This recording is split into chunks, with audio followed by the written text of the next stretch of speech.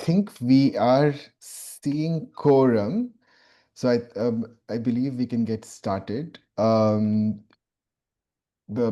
Good afternoon, good morning, good afternoon, good evening, colleagues. My name is Jeetwan Tripathi. I lead monitoring, evaluation, research, and learning at UNICEF Generation Unlimited, and it is a pleasure to welcome you to the Global Youth Outcomes Ideathon.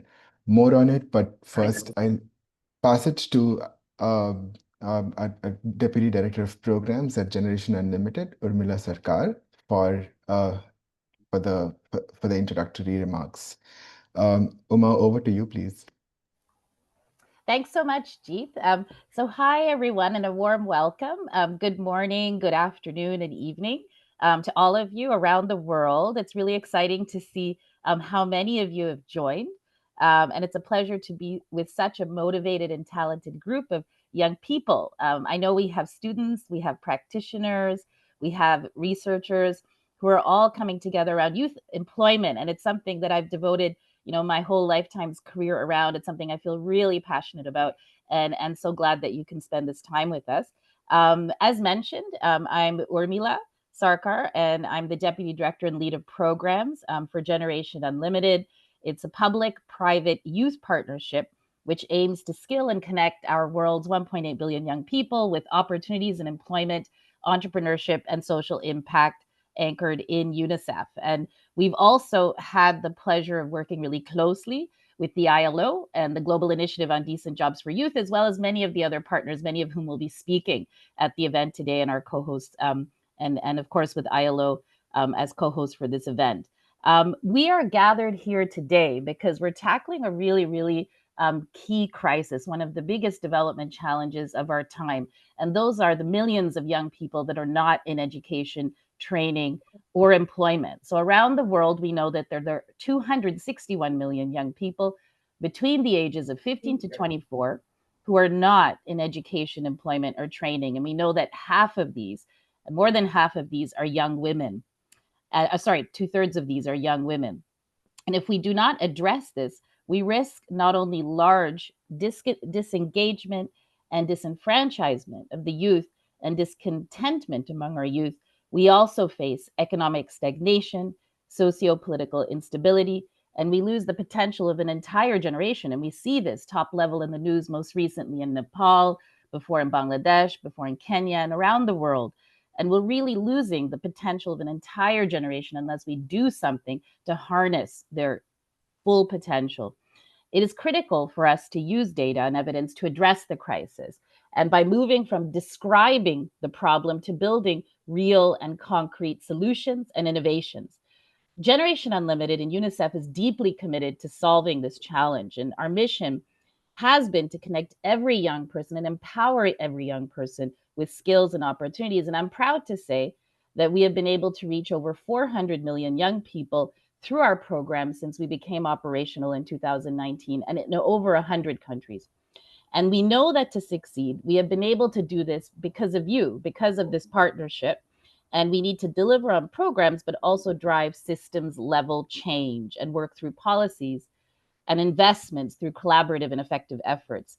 And this is why data, evidence, and most importantly, young voices are at the heart of everything we do.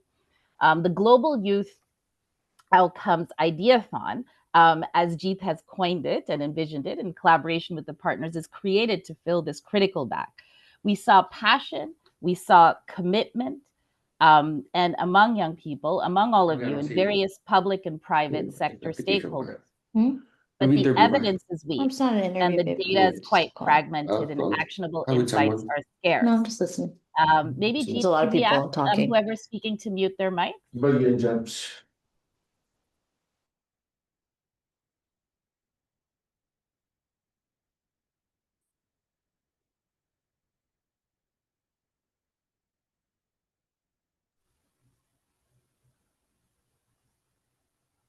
Yes, Okay, Jeet, can you everyone's hear me? muted now. Yes, back to you. Okay, great. Okay, thanks so much. So, as I was saying before, while we make sincere efforts to meaningfully engage young people in our programs, processes, governance structures, we felt we could do more to support you all as knowledge co creators and solution co creators and holders. Thus, this ideathon was designed to catalyze the use of data, the use of evidence, and bring your ideas forward. By combining experts, data sets, and youth and energy, we can co create practical and data driven solutions. And that is how we've designed this important session today. So it's a novel experimentation in youth led, data driven problem solving. It is also a unique opportunity for your own studies and for your own careers and personal growth, which I'm super excited about. I think it will strengthen your analytical skills and open doors for future academic and professional pathways. And I think also for the mentors that are part of this call, it'll be an incredible learning too from all of us, because we have a lot that we can and should learn from our young people who are closest to the problems and the solutions at hand. I encourage you to think boldly, collaboratively, deeply as peers, as mentors, and apply evidence to solutions. And above all, try to have fun, enjoy the sprint, have some fun, learn as much as you can, and take inspiration from the experience with such a great and talented group of people we have on this call today. So now I'm going to leave you in the really excellent and capable hands of our Gen U global team and our valued partners for this event from the ILO and the International Youth Foundation, Accenture, Google, Ipsos, JPAL, 3IE, Tabia, and the World Data Lab. So really an impressive group of partners that have come with us today. Over to you, back to Jeet to take us forward with the icebreakers. Thank you. Thank you. Thanks so much, Oma, and thank you for those inspiring opening remarks. Indeed, this is a powerhouse of youth employment experts and brilliant minds from across the world who are hoping to tackle one of the most pressing issues of our time, which is the youth employment challenge, the challenge of youth not in education, employment, and training, and the transition from learning to earning. Without much further ado, let's dive right into the icebreaker activity.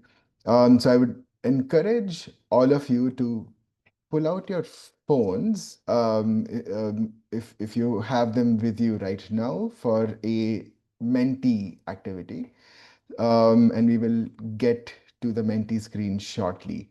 But if you can be ready with your phones, we will get started in a second.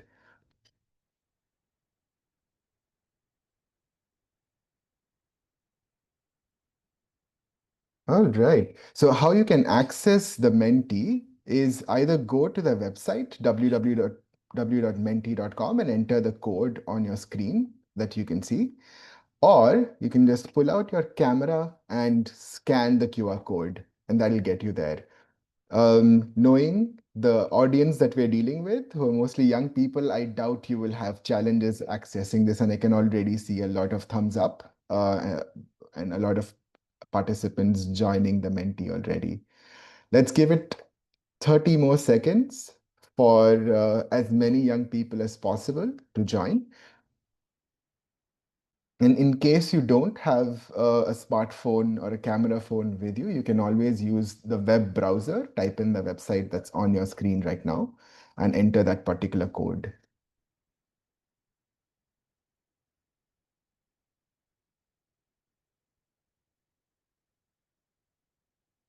All right, we are touching 100, and with that, we're at 100 people on the Menti. That's quorum because it's over half the participants, and I'm guessing nearly all the teams of two. Um, First question. This is something we really wanted everyone to know about everyone else. What's your team's name? We saw some really creative names in the registration form that came in. It was amazing. That's a great start. Art Heart, Meta Design, Peaked, Skill to Scale. Very interesting. So I see Meta Opportunities Unlock, Meta Design, Neat Breakers. These seem to be either popular names or these are young people joining with multiple accounts to boost the popularity of that name. But no, this sounds very inspiring. Excellent. This is a template, I think, for future solution creators to draw from. Welcome to all the amazing teams who are joining us today from around the world. With that, speaking of around the world, where are you joining us from today? On your screen, you will see a very small pointer, a pin, which you can click and drag with your hand or with your mouse. It's we've intentionally blurred the borders to make it more inclusive and to make it harder for you to identify your location. But look at that. We see we see map pointers popping up from around the world. That's very inspiring. I see I see a couple in Australia, in the Pacific Islands, and in Southeast Asia. I think it's Indonesia and the Philippines. In South Asia, from India, Bangladesh, Eastern, Southern Africa, and Western and Central Africa, huge representation there, as well as from the United States and from the Latin America and Caribbean region. So, welcome to all of you, particularly to those joining us from places where it's really late right now, like in the East Asia and the Pacific region. We really appreciate your presence. And to the one person joining us from Antarctica, you're either pranking us or you are really motivated and committed. So thank you, especially. We'd love to know what your familiarity is with the youth employment space. So, have you worked in this space? Are you studying about this space? Or are you somewhat new to this space? We'd love to know this so that we can keep this in mind as we navigate the various presentations and mentorship activities. And it looks like an interesting mix. We have all three represented. I think over two-thirds, maybe three-fourths, are at least familiar or very familiar, which is very inspiring. I would consider myself somewhere between somewhat and very familiar. So I'm glad a lot of you are from that space. But to those who say you're not familiar, not to worry at all. There's going to be some introductory presentations about concepts and about the data to keep you interested and to level the playing field for everyone so that everyone has a chance to experience this. Speaking of data, what is your level of familiarity with data analysis and interpretation?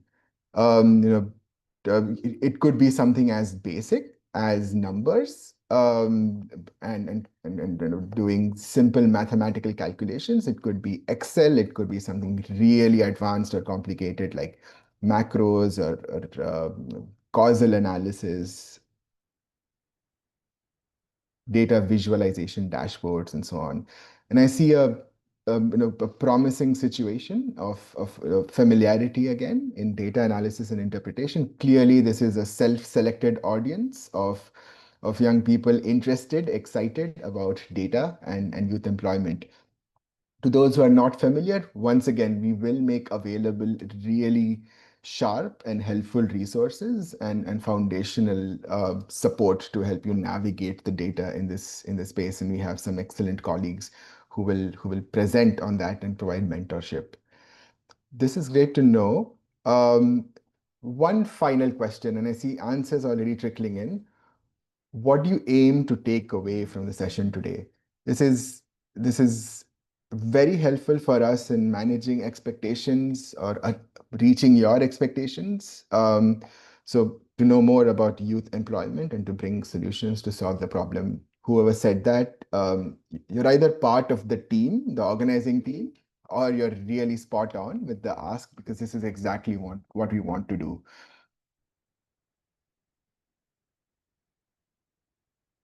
Wonderful, wonderful. And then to all of these questions, if you want a better understanding of youth employment, if you want to learn how to work on a globally impactful program, if you want to understand tools and knowledge needed to do that, this is the right place. And you are in good hands with the presenters and the mentors who will follow. There is a neat trick that is usually available um, where we can, I think, summarize some of these responses, but I don't believe it's available here today.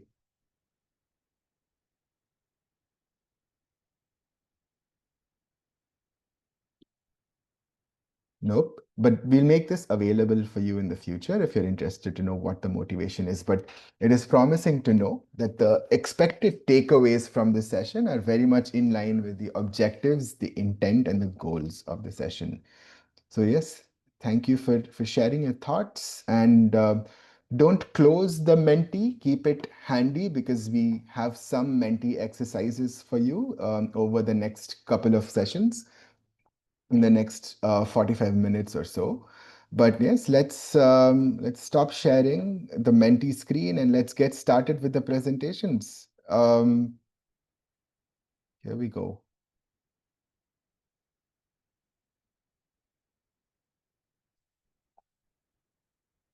So let's start with what the motivation was for this ideathon to begin with. Firstly, youth age 15 to 24.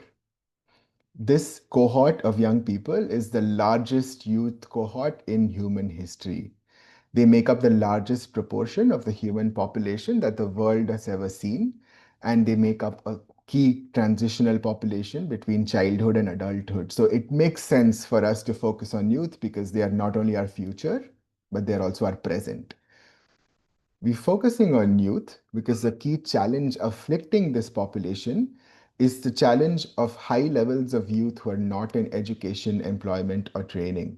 So, this means that a large number of young people are not productively engaged in society and are struggling to be transitioning to a form of education, employment, or training that makes sense to them. So, it makes sense to focus on young people, particularly those who are NEET. How we aim to address it and what we expect as a final deliverable from each team is a country NEET brief, a 5-slide NEET brief that each young person will create for a particular country, or each team will create for a particular country of their choice that helps address the particular challenge of young people not in education, employment, or training. How we will help you get there is through a series of presentations, a series of mentorship sessions, and we will leave you with 48 hours after today.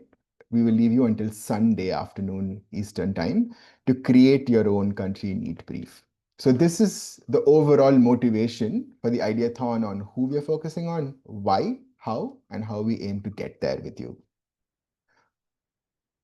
How we will get to the NEET brief or how you will get to the NEET brief.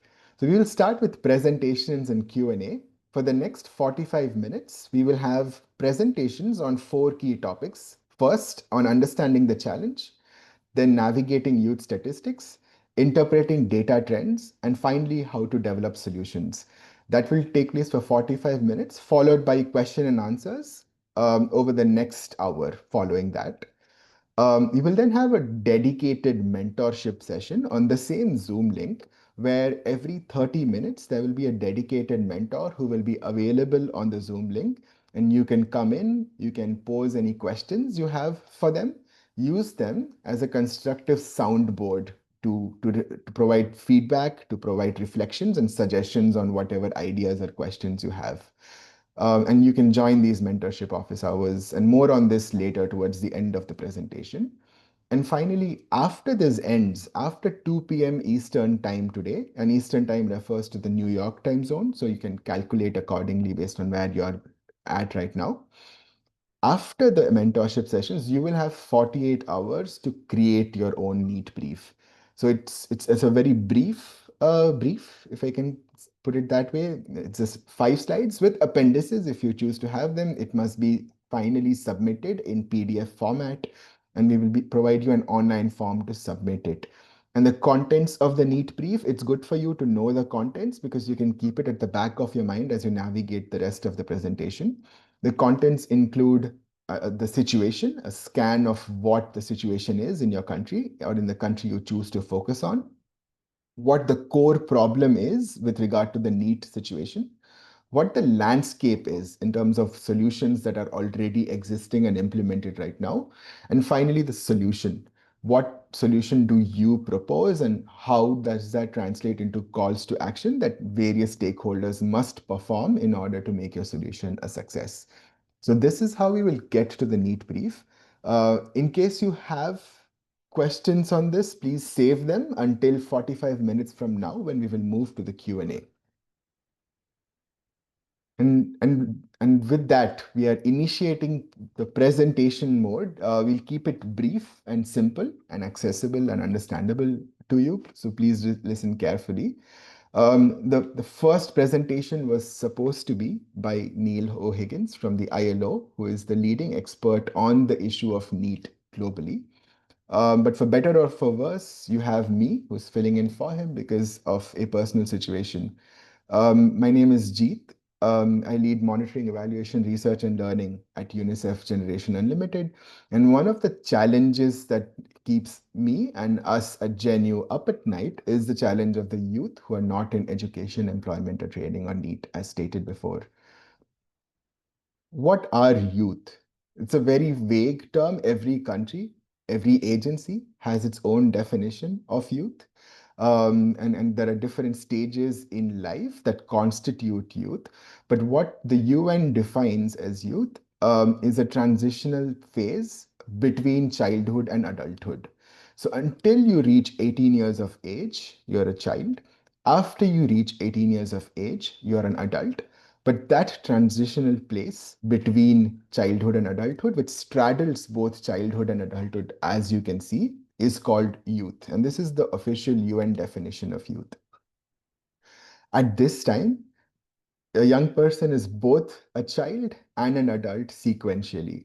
And with that comes the fact that they can be in different statuses at different points in time in their youth. So they could be in education, they could be in employment, or they could be not in education, employment, or training. So youth is the population we will focus on today. Youth status can have different, you can be engaged in different activities which would define their status. So as I said, they could be in education or training. This includes lower secondary education, which is typically for age 10 to 14, but it could spill over into the youth age group, which is 15 to 24. They could be in upper secondary education, which is age 15 to 19 typically. They could be in tertiary education, which includes college, universities, and other post-secondary courses, including diplomas. They could be in technical or vocational education or training, or TVET, which could be at the secondary or at the tertiary level, depending on the years of education invested, which provides job relevant skills for young people. Or they could be in alternative learning programs, which could be after school programs, which could be second chance programs or short term skilling courses, and so on. So these are various things young people could be doing if they are in education or training. And around two-fifths of them are in this status right now, and this number has been growing over the years. Youth could be in employment. Employment could be wage employment or self-employment and entrepreneurship. Wage employment is when a young person works for an organization, for a firm, for a company. It could be formal or informal. It could be full-time or part-time. It could be remunerative or to above the poverty line or below the poverty line.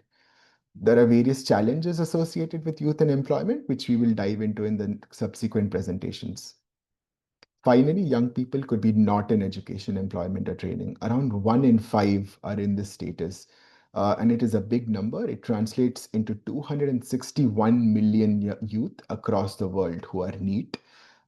This could be either because they are seeking work and not able to secure employment, or it could be because they are not seeking or available for work, which means they could be in domestic care duties. They could be they could have social barriers that are keeping them from accessing opportunities. It could be a behavioral phenomenon where delayed unemployment and prolonged unemployment could result in disenchantment or disengagement from the labor market. So, as you can see, there are diverse situations in which youth can find themselves during their transition from learning to earning. And we want to focus on those who are NEET because this is one population of particular concern. The inactivity and disengagement can have lifelong consequences in terms of ability to make a living, ability to thrive as an individual, and ability to contribute to society and to the nation and to the economy. Most importantly, this can have intergenerational effects where a young person who is NEET, which translates into suboptimal life outcomes for them, might end up passing that on to the next generation, thus creating a vicious cycle of poverty and disenchantment. So, this is something which is a key problem which needs to be addressed today. In order to help you address this key problem, we have created a resource that we're testing out with you today. It is a youth observatory which hosts various top level data points that you might find useful in accessing data with regard to the various concepts I just outlined to you regarding education, employment, and need. So this link will be shared with you later today, and this outlines top level data points. So at the world level, like I said, there are 1.2 million youth. 261 million of them are not in education, employment, or training. Young women are more likely to be NEET than young men. Across the world, you can find different countries and their NEET rates. And as you can see, the concentration of high NEET levels are significantly prevalent in South Asia and in Africa and in some parts of Latin America. You will find key top level statistics on the NEET rate, on youth skills, and on youth livelihoods. And this will help you access some of these data points, dive deeper into the sources associated with them, and also explore more about the observatory, about various partners and contributors, about various country level statistics, and what they say and where the country stands with regard to certain criteria and metrics. Um, there are additional tools from various organizations and agencies that you can dive deeper into, including the UNICEF tool, the ILO Youth Stats, YouthForesight that's operated by UNICEF and ILO, the World Skills Clock, the UNESCO database, the World Bank Data 360 portal, UNDP's Human Development Data Center, the World Data Lab's African Youth Employment Clock, Ipsos's Global Monitor, and ITU's ICT Statistics database. So there is a host of tools available here. And there is also going to be a range of publications posted here. We have not posted any publications because this is the prototype version, as you can see. But we do expect to receive the NEET briefs from you, and good quality NEET briefs will be published here and disseminated widely. And you can always reach out through this form if you have any questions on the data. With that, I will stop sharing my screen because that's all we have for you right now on concepts and top level youth data. But it's a good point to try and dive into additional youth statistics, how we navigate youth statistics, what do the youth statistics tell us about, and how do we start to understand youth statistics. So with that, I'll pass it over to Sam Fulkerson, who is an enterprise AI value and strategy consultant, who's joining us today from Accenture. Sam, over to you, and let me spotlight you very briefly, and if you don't mind coming off mic and introducing yourself as I do so.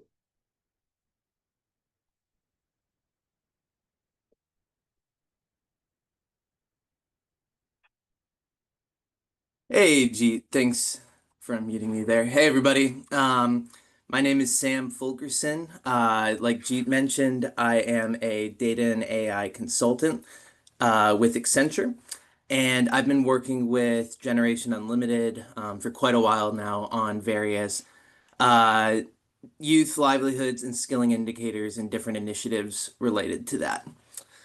So what I want to do today is sort of take you through what the world of youth statistics is like, how to find the indicators and data points that you're looking for, and then ultimately how to start crafting your story that you're trying to tell around youth indicators. If you could jump to the next slide, please.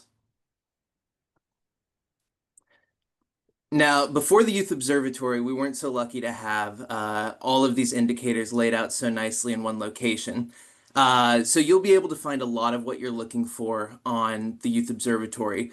But like Jeet mentioned, you're probably going to have to go outside the observatory for some of your data points, and there are a variety of sources, most of which will be linked on the observatory. But I wanted to sort of set the scene of what's actually out there because if you're not a practitioner in this space, it can be a little bit overwhelming at first. So the example that I've pulled here is from the ILO. So you pull up the ILO, which is a wonderful resource and has basically every indicator you can imagine.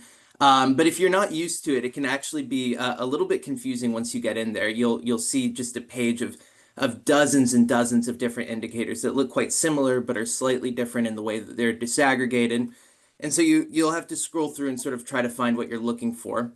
And so let's say you're looking for NEET rate, which again you'll be able to pull from the observatory, but let's pretend that it's not there and you need to go find NEET. So you find SDG indicator 8.6.1. You download the XLSX file, and you end up, you think you're going to see NEET listed nicely by country, but instead you get a 12,000 row Excel spreadsheet. So if you're not familiar with this, it can be quite overwhelming at first. As you get used to it, it can be simpler, but what I wanted to do is to give just some suggestions and some tips on how to find the data point that you're looking for and how to start shaping the story that you're trying to tell. We can jump to the next slide. So here's some step-by-step guide that you can take with you as you start going through this. You want to make sure that your question is really focused. You need to know exactly what you're looking for. So who do you want to analyze? Are you trying to look at male versus female splits? Are you trying to look at a certain age range within youth? Are you looking at a rural-urban breakdown? You need to figure out exactly what type of individual you're trying to analyze here because the data is disaggregated differently depending on what you're looking for. Next, you need to figure out where your focus area is. So you're going to be selecting one country, but it's going to need to be compared in some way or benchmarked in some way. So you'll want to see, do you want to look at different regions, different income groups? Are you looking at the continent? So identifying your comparison point is also key. And then thirdly, what decision are you trying to make here? Are you trying to identify how the private sector is having an impact on youth employment? Are you trying to figure out regional issues and how your country fits into that or supply demand gaps? So identify your question, who, what, and where you're looking for. Once you do that, you can start to spot the keepers of the indicators that are out there. You want to make sure that your indicators are aligned to the question that you're trying to answer and comparable across years and countries. This one is important. You want to make sure that it's fresh and recently measured. There are some indicators that look like they provide really good data, but the survey data hasn't come in over 20 years, and so it's not relevant anymore. So take a look at the year that it was measured and try to find the most recent data possible. And then lastly, it needs to be disaggregated in the way that you're looking for, which sort of answers the who question. There's tons of different ways that the data is disaggregated, but identifying the exact disaggregation that you're looking for is key. And then lastly, you'll need to shape your story. So outside of the observatory, most of the time when you open up these databases, it's not going to make it super easy for you. You're going to need to break out some Excel skills and filter, convert units. You might need to create ratios, like if you want to compare how youth are doing compared to adults in the country. And you'll need to benchmark. You'll need to pull in some different data points to identify your comparison point. If you're not super familiar with Excel formulas, Gen AI is really good at it and will help you out. So highly recommend utilizing Gen AI for Excel, but that's something that you'll need to expect to do as it's not going to be laid out neatly for you in most of the time. So I wanted to just take you through one more example. If we could go to the next slide, Jeet. So I wanted to draw insights using a country example here. So this is country X. I want to show why you need to go beyond just NEET. So we take the NEET rate of country X. We identify it. It was taken in 2021, which is recent enough, and you see that it's 17.8%. On its own, that data point doesn't really mean anything, and you know that, so you bring in some comparison points. It's quite easy to find the global average of 20.5%, and you do a little work and you identify the income group. For this country, the income group is lower middle income. You do some work and you identify that the income group average of NEET is 28.2%. And so on the surface level, it looks like country X is doing quite well compared to its peers. It has a much lower NEET rate. But without bringing in additional indicators, you can't see the full story here. So you identify youth underemployment and youth informal employment as a couple of additional indicators to add on to the NEET rate to try to identify the root cause of what's happening in this country. And what you find is that the youth underemployment and informal employment shares are far, far higher than the global average and the income group average. Um, so what this means for country X is that their youth are engaged for the most part. They are in education, they are in employment, and they are in training higher than their income group average and even the global average. But the jobs that are available for them are low quality and they're not offering long-term stability. And they're not formal employment opportunities. And so Country X still here has an issue, even though their NEET is lower than the income group average. So what I want you to take away from this primarily is be willing to look beyond the initial data point, try to craft a story with the data, and look for indicators that help you help add on to NEET, and tell the full story of your country. And with that, I'll pass it back to you, Jeet. Thank you. Thank you, Sam. That's very helpful and very insightful. Most definitely, navigating youth statistics is not easy, and it takes time, but thanks for sharing your insights and for simplifying it for us significantly. Um, as we as we move on, and before we move to the solutioning, I would love to flag a few questions that have been asked and respond to them on the chat. And yes, thank you for your really enthusiastic participation on the chat and for the really clear questions.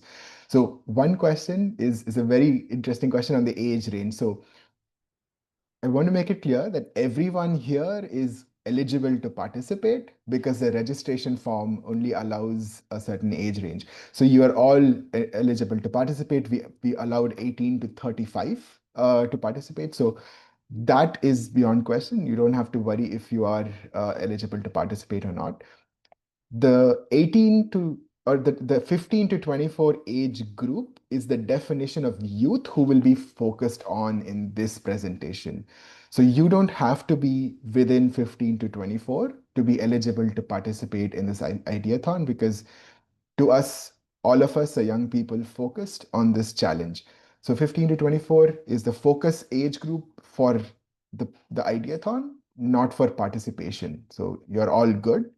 The other thing is on country. So there was a question on whether we will get a case study or a country. So that's the good news. So now that you have an introduction on the Youth Observatory and an introduction on how to navigate those statistics, thanks to Sam, we're actually ready now to dive deeper into your own country of choice. So what we're going to do right now is drop the link to the Youth Observatory here. Please note that this is a draft. This is a prototype version. This is not officially launched. So please don't disseminate it beyond this particular group. But here is the link. So what we'll do now is we'll go in there and we will pick one country. So each team has to pick one country that they would like to work on over the rest of the ideathon, over the course of the next 48 hours. Go into the Youth Observatory and come back and share one key data insight that you have observed about the country that you choose to focus on. And how you will respond is through the Mentimeter. So I will share screen once again on Menti. So if you do not have the particular joining instructions, you can just look at the top here that says, which code you're using, and where to get back into the Menti. So I see Nigeria. So each team, you can already pick the country of your choice and type it down into the Mentimeter right now. So we are seeing a diverse representation of countries from various regions. You see Nigeria, India, Zimbabwe, Egypt, Colombia. Um, Thanks to whoever was creative and dropped the flag as well. Uganda. So we see almost all regions represented. We see Laos as well, from Southeast Asia. So we'll give it a few more seconds. It does not have to be the country of your choice, or of your residency, or country where you are a citizen right now. It could be any country that you would like to dive deeper into and understand the youth situation of. We see North America represented finally with United States. Very interesting and very diverse set of countries, and we're excited to dive deeper into this. And then you have the link to the observatory in the Zoom chat. Um, Next, can you take a look at it and share one interesting data insight on youth in your focus country? It could be something really basic, that there are 50 million youth in my country. It could be the NEET rate itself. That is it. If you find it interesting or surprising that the NEET rate is high at, let's say, 25% in your country. It could be another statistic. It could be the differential between males and females. Very interesting insight. Even the educated are unemployed. That is very fair, very astute, and an important cause for reflection during the rest of the presentation.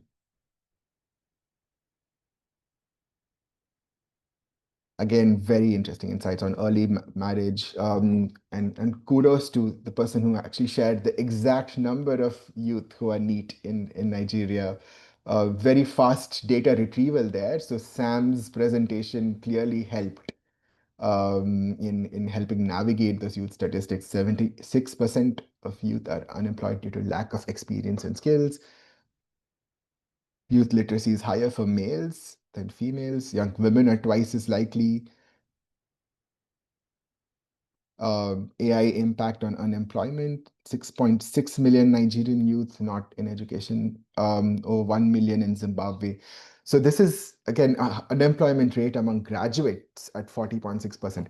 So this already, from the responses that we get from young people, we can see that population is majority youth. Very, very astute.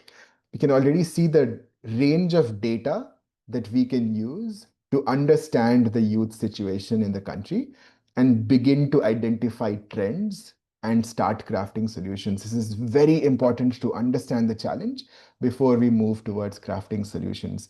Thanks so much. Thanks so much for your responses here. And if you have any questions, particularly on the responses from others in this particular ideathon, or in this particular segment, please feel free to save them for the rest of the session. But Sam, thanks again for the excellent presentation. And as you can see, I hope you're proud that it's reflecting already in quick, accurate, and creative data retrieval and navigation of youth statistics. With that, we will now move to the next segment. We have for you another amazingly skilled and accomplished expert in the youth employment space. His name is also Sam, but he's Samuel Nzaramba from the World Data Lab.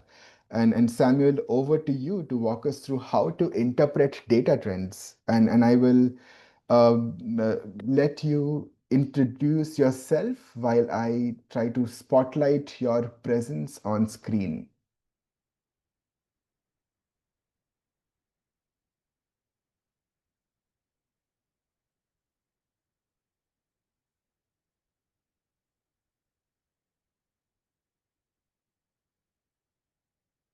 Um, have you have you received the invitation to unmute yourself, Sam? I see you have, yes. All right. We can Thank you, hear Jim. you. Thanks so much. All right, excellent. Hello, everyone. Nice to be here. My name is Samuel Zaramba. I lead up the data team in Africa for the World Data Lab. I am based in Kigali, Rwanda, so greetings. And a little bit about maybe the work that we do. We work with different partners, particularly the Mastercard Foundation, on solving the Africa Youth Employment Challenge. And I think I'm very excited to see that the young people are also engaged in solving this issue. So I'll share with you today a bit about how to interpret data trends. And I've come up with 4 pointers just to follow in general when you are trying to interpret data trends. And I have a few examples that I'll walk you through from our work to illustrate some of those points. If you could move to the next slide, I could do that to my end. Okay, good. You know, they say that to be able to fully understand the data, you need to spend time with it. So one of the first things that I emphasize is to spend time with the data to fully understand it. You know, look at the data, like what the exercise that we just did. Understand the data, and building on what Sam was saying as well, understand the type of data that you're interested in. Look at the different units of the data. Is it absolute numbers? Are they relative numbers? Are they shares? Are they percentages? Make sure you understand the data. And on trends, look at the trends and observe the data that you have and try to understand whether these are short-term, long-term patterns. Is it a growth? Is it a decline? Is it a stable trend? So having that eye to sort of understand what you're looking at. And the last, the other 2 points are on the drivers. So understanding what's driving the numbers that you're looking at. And the young people are posting some of the causes of the high need shares or numbers. And that's partly the approach, you know, understand the underlying drivers, look at the correlations and the causations to understand the numbers that you're looking at a little bit more. And lastly, and this touches on how you communicate, is to understand that the numbers that you've looked at, what are the implications of those numbers? What does that mean? I think the question we normally use is the so what, you know? So I've looked at the need rates and they're really high, so what? So that's usually on the communication and dissemination part, but also when you present your data, is you have to sort of touch or answer this question on so what. So now I'll jump into some examples of insights that we have from our work and to sort of also touch on the points that I raised here. This is one of the key insights that we have from our work, which is, you know, when you look at the rest of the world and in comparison to Africa in terms of the youth population growth, this decade that you young people are living in will experience the biggest population growth for the young people in Africa. And when I say young people, I mean 15 to 35 for this particular exercise. And what you can see there is illustrating the point I was touching on the trends, right? You do a comparison of Africa to the rest of the world. And as you can see, the rest of the world population has been growing steadily, but beginning from the coming to the early 2000s, the African youth population started growing much significantly than the rest of the world. And in this decade, the rest of the world population is dropping actually for the youth, and for Africa, it's increasing.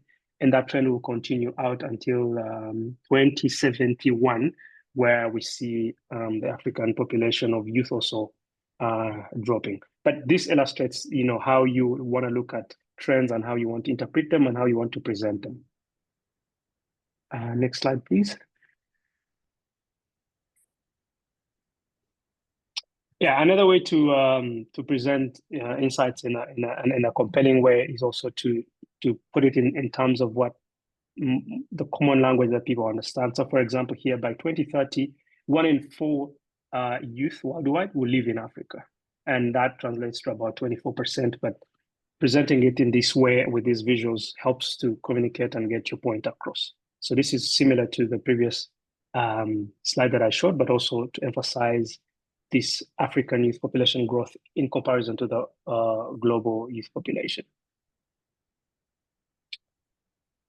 If you go to the next slide. Yeah, and this is touching on what we are discussing today, which is the NEET population in Africa. When you look closely in the definitions and of what NEET entails, generally entails both the group that is inactive, so you can think of those young people that are not participating in the labor force, but you could also think of the youth that are actively looking for work, but are also available for work. So that's your unemployed population. And with this approach, we are going from the big number and breaking it down into smaller groups so that you can have the big picture, but also have the smaller picture or the detailed picture. And this also touches on what Sam was saying earlier. But this is a helpful way of looking at the needs. What is the need problem really those that are actively looking for work and are available, or is it the young people who are inactive, who have maybe are discouraged, they're not looking for work anymore, or they're at home taking care of loved ones, so they don't actively look for work? And from our initial work, from our insights here, we can see it's more of an inactivity problem than unemployed problem. So that's also a nice way of looking at the data and presenting it in a nice and compelling way. So that's all my 5 minutes. So I'll pause here, and if there's any questions, happy to take them. Otherwise, I'll pass it on to the next speaker. Thanks, Jit.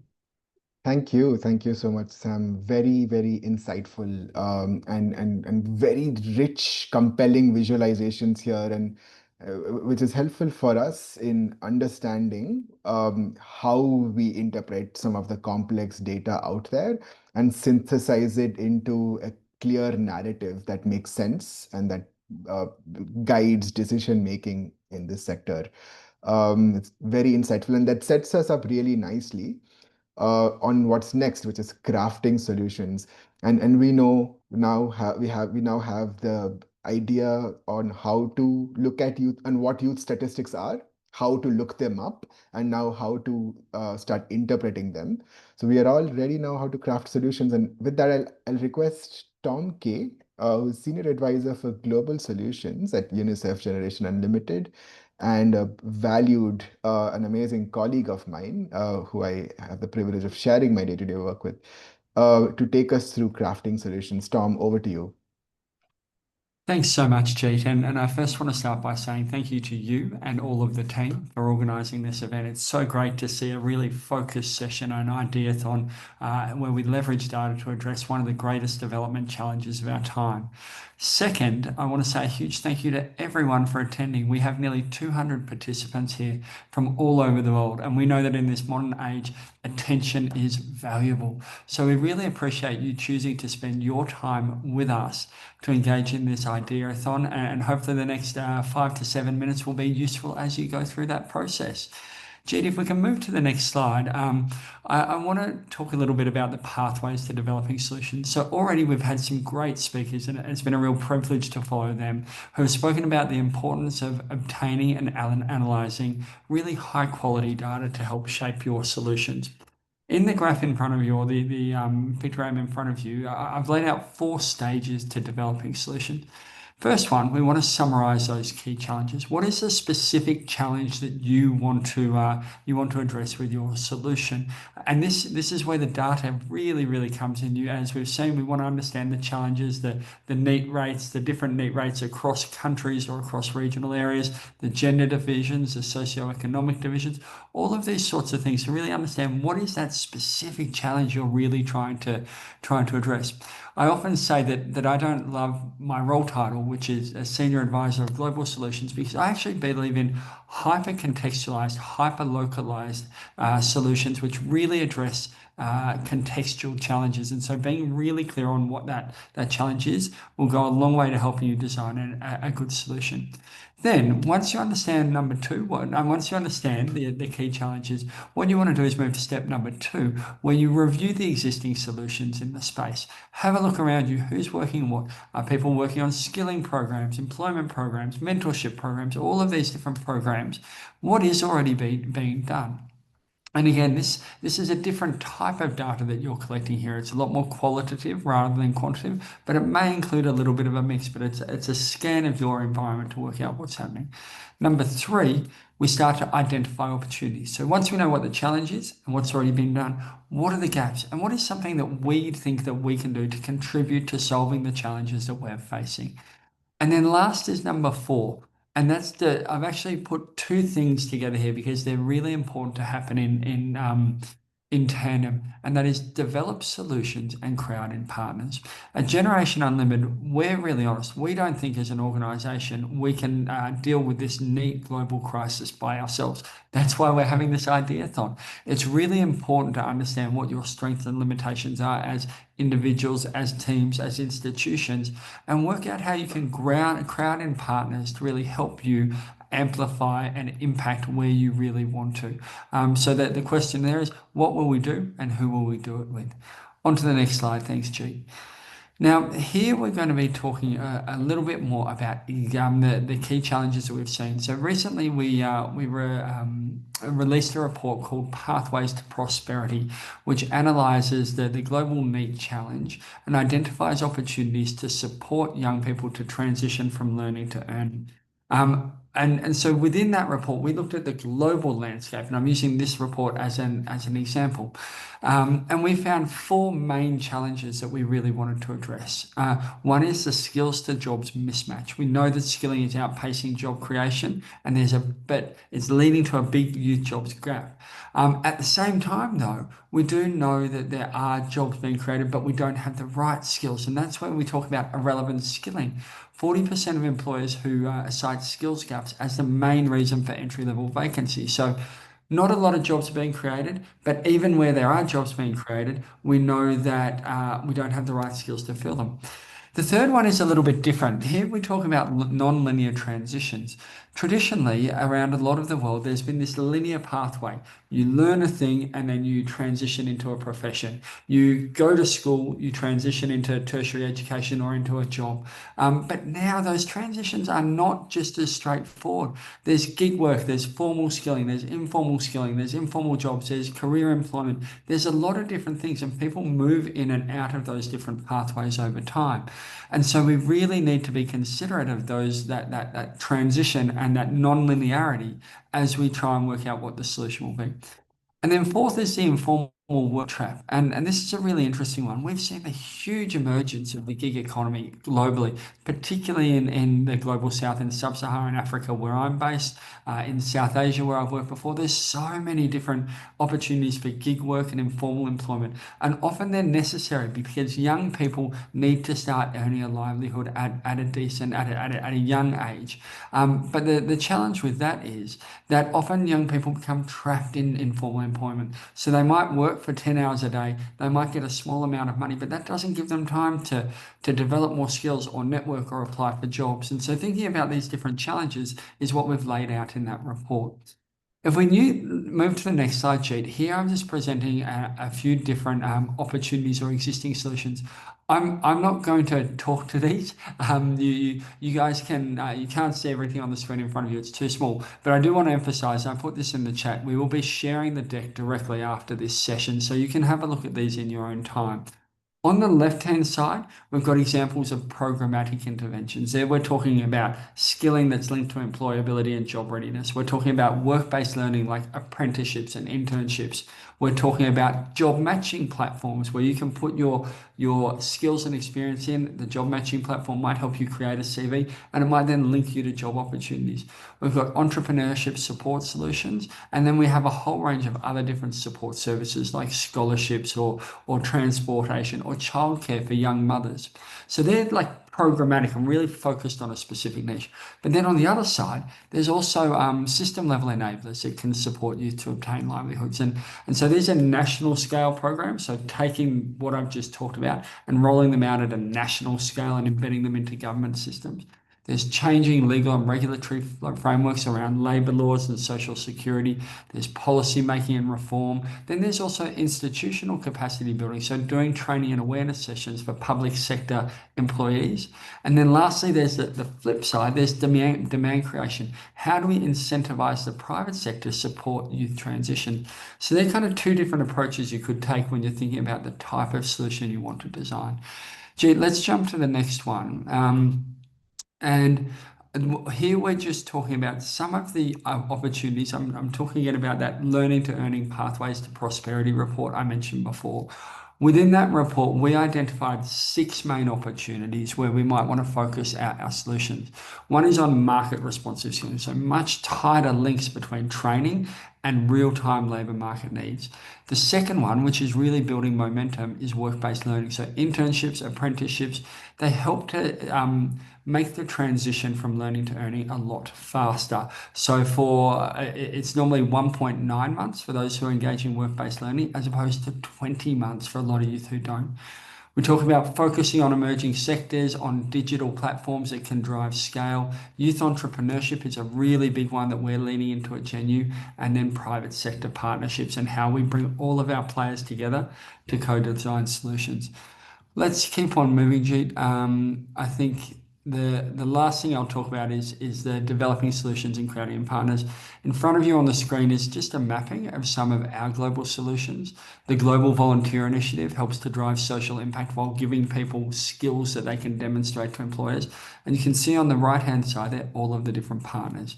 Imagine Ventures is our flagship entrepreneurship portfolio or entrepreneurship solution. Our Passport to Earning is a digital skilling platform.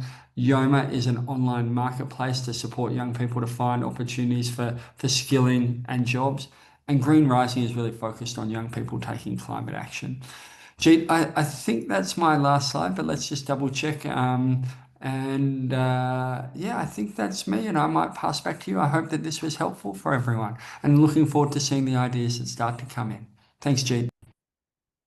Thank you. Thank you, Tom, for the excellent journey in just starting with challenges and ending at really compelling, clear, actionable solutions. I was part of that effort with you, so I know that it wasn't easy, and it'll not be easy either for young people in the call today to do in 48 hours what the team did in 48 weeks. But we don't expect that level of depth, rigor, and exhaustiveness. So what we want, the expectation is for you to produce a much more condensed, simpler, neat brief. But with that, just taking this zooming back, it has been a sprint the past hour or so. We have sprinted from opening remarks to understanding expectations to concepts of youth employment, to statistics and how to get them, to how to interpret them, visualize them, and identify trends, to how to craft solutions that map to challenges and opportunities. So it has been a bit of a sprint. Before we jump to the next segment, which is on the logistics of what you do next, how you submit, what does a neat brief contain, and so on, I wanted to do another mentee, if that's okay. Um, Based on what you've heard so far, and you have the Mentimeter on your phones, I hope. If not, you can always go back to menti.com and use the code.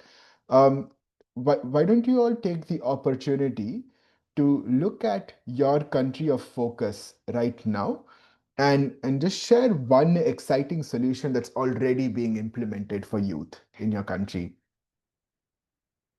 I see someone has already done their research, 3MTT. That's interesting.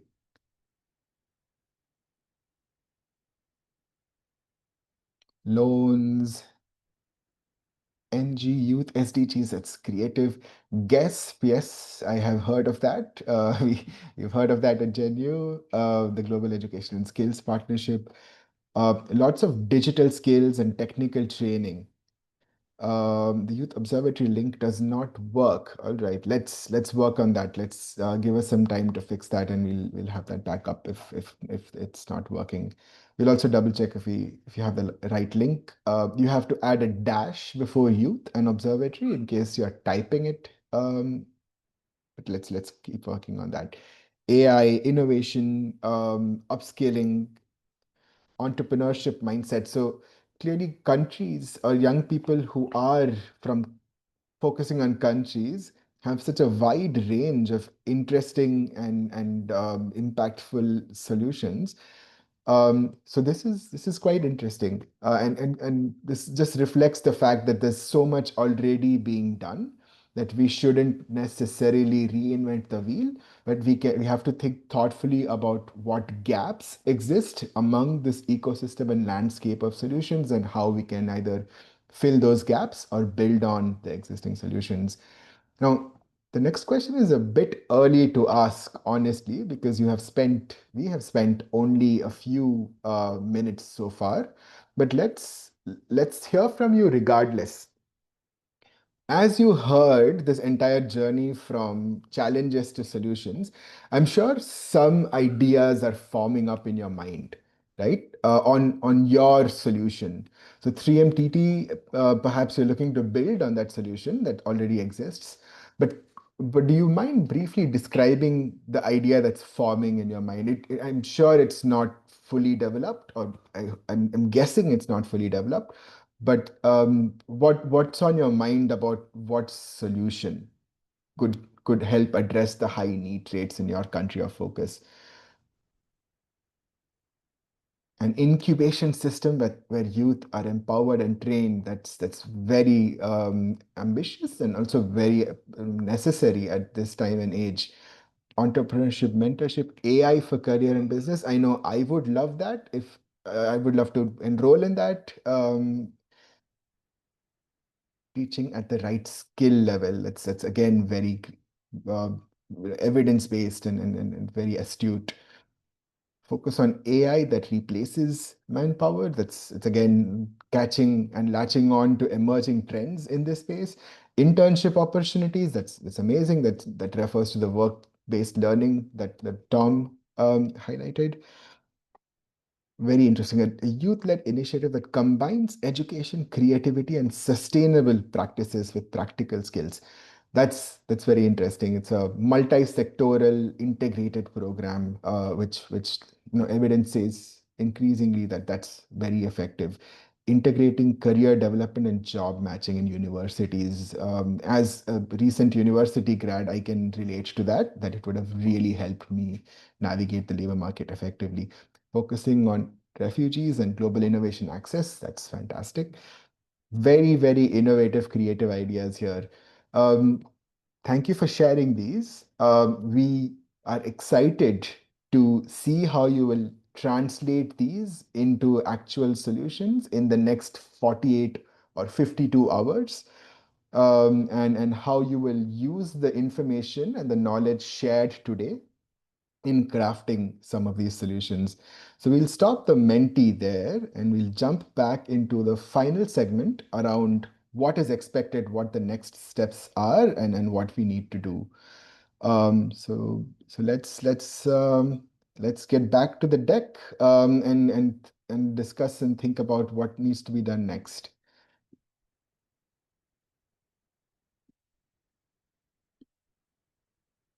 And thank you for your patience as I navigated this.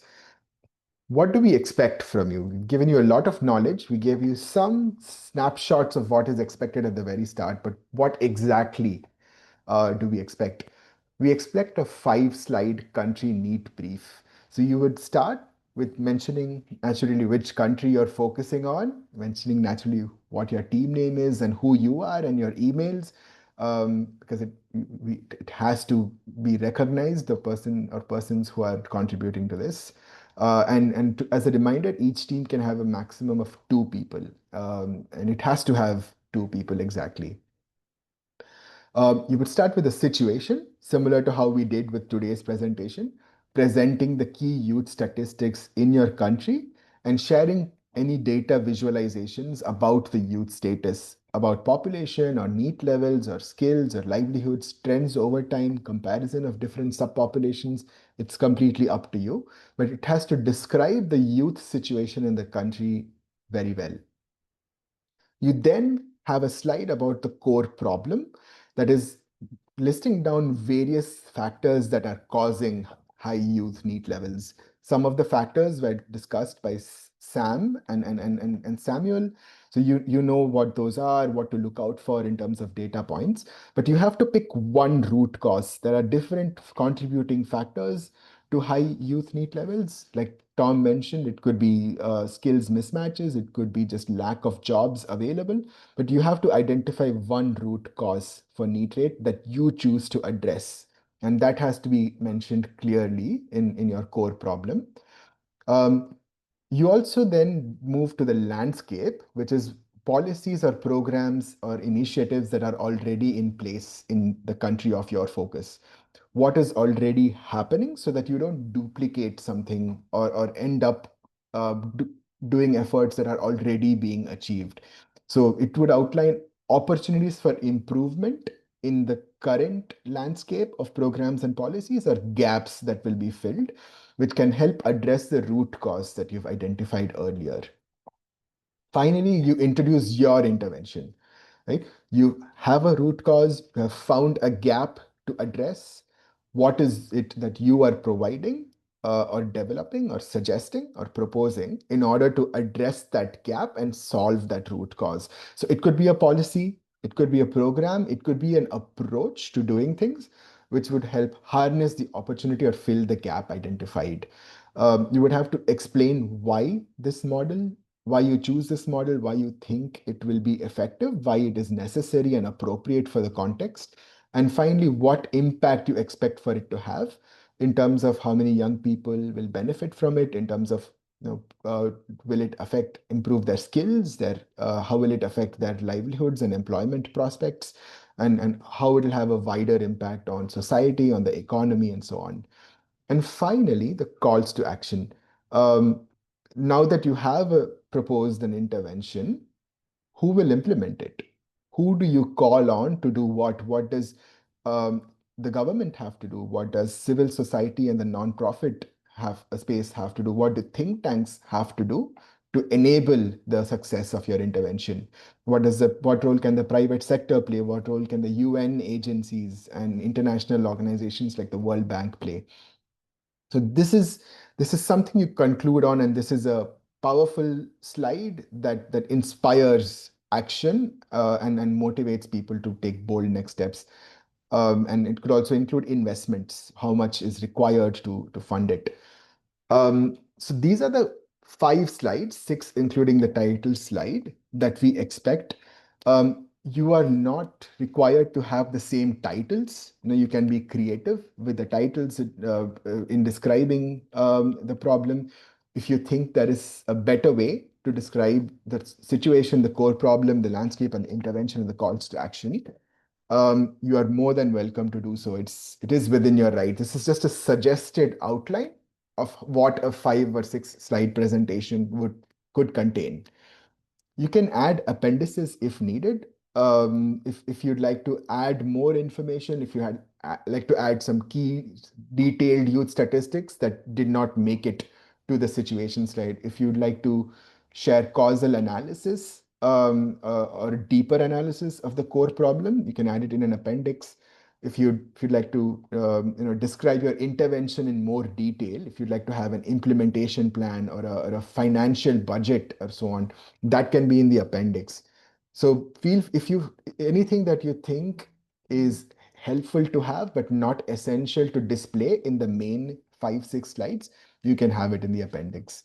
So this is what a NEET brief would contain. This is another helpful criteria for you to have in your mind on how you will evaluate the submissions. We will look at whether the problem definition is clear and sharp. So how well does the group understand the NEET challenge?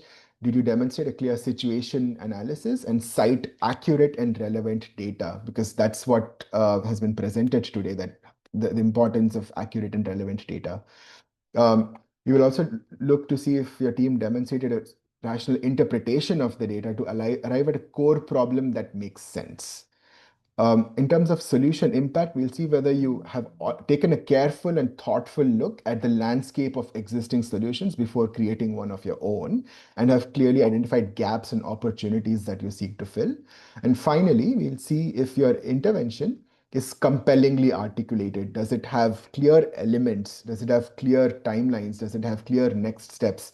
Does it have clear components on how you will achieve the impact you say it will achieve? And finally, is it feasible and will it be effective in addressing the needs challenge? So these are the criteria we will keep in mind while assessing your submissions. The key adjectives I would like to keep for you to keep in mind is the ones in blue here. Just as long as you have to be clear in everything, you have to be rational, evidence-based, and it has to make sense.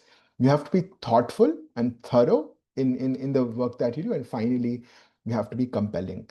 And this is actually an increasing order of importance: clarity, rationality, thoughtfulness, and compellingness. So these are things I think would help you judge and guide you, judge yourself, evaluate yourself, and guide you in your journey to producing the NEET brief that I just spoke about. In terms of next steps, we will open up now for question and answers. If you have any, everyone is muted by default, including myself. So I will invite, if you have a question, please raise your hand. I will invite you to unmute yourself, and then you can ask your question. Right now, we will only discuss logistical questions, not conceptual questions. We will discuss questions if you have any on sort of the presentations, sharing on the link, and so on.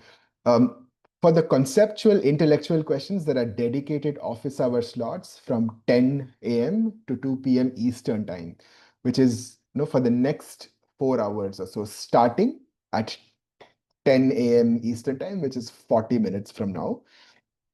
You can join back on this same Zoom link. You will have a mentor who is available on the Zoom link, and once you join, you will follow a similar process where you raise your hand and you will be called on to unmute yourself and ask your question. The key guidelines for that is that these are mentors with different areas of expertise. So do manage your expectations. They are not expected to solve your problems or solve your challenges. They are expected to provide top-level feedback. They're expected to be a soundboard to your questions. So they will provide top-level feedback and help you guide you along the path to your question. So when you come, please introduce yourself, describes the thinking that you have right now, and make sure you have a specific question, because that will help these mentors have a clear answer for you and be of best use to you in your journey in crafting the NEET briefs. And what we strongly suggest is for participants who are in Asia to join for the first hour, that is 40 minutes from now, from 10 to 11. Participants who are in Africa to join for the next hour, participants who are in the Americas, North America and Latin America and Caribbean, to join for the third hour. This is just to make sure that we are inclusive because it's very late for participants in Asia right now. So we want to give them a priority to ask their questions before they have to go to bed tonight. And finally, if for any reason the waiting time is too long and you don't get a turn within the particular slot, we can always spill over to the next slot, of course, but also noting that there is an open office hour where actually 4 mentors will be available from the GenU team who to answer any questions you may have, where we will sort of wrap up any pending questions and comments that the team may have. Finally, I want to reiterate what Tom said in terms of this particular slide. We will share the slide deck back with you, along with some key references on concepts, on data, on solutions, and brief. The resource that Tom mentioned on the Generation Unlimited report is available here, along with excellent resources from the World Data Lab, from the ILO, from other organizations, including the World Bank. So this will be available. An important point to note, the final submission is due at 2 p.m. Eastern Time on Sunday, the 14th of September. Um, Eastern Time refers to time in New York. So please reference and make sure you have the right time with you that is appropriate for your time zone. Um, you know, it could be a different time of the day depending on where you're joining us from. Please be sure that you remember this deadline of 2 p.m. Eastern Time on Sunday, the 14th of September. To ensure that we are fair to all participants in this event, we will deactivate the link exactly at 2 p.m., not 1 minute later, and you will not be able to submit your link. So to avoid issues with regard to internet, to issues with regard to upload challenges and so on, we really recommend that you start submitting it at least a few hours, if not at least 1 hour before the deadline of 2 p.m., so that there are no last minute challenges with submission. There will, unfortunately, we will not be able to accommodate any exceptions to this deadline, and only submissions that are uploaded before 2 p.m. will be eligible for review, for submission. And as stated in the initial communication, we will review the briefs and get back to you very shortly. And those who are selected will be published on the Youth Observatory, as I shared. But also, one team will get an opportunity to present virtually or in person at the UN General Assembly side event on the Youth NEET Forum, which is on the 23rd of September. More on that later. We will outline all of this in the link for submission as part of an email later today. And in that email, we will include this deck, the key resources,